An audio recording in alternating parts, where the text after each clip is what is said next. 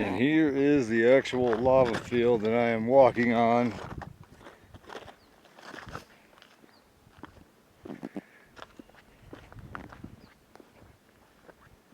This stuff is definitely, like, I don't know if someone made a monument here.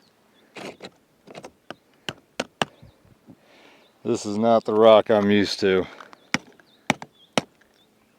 Very porous, very light. Soaks up the sun's heat very well.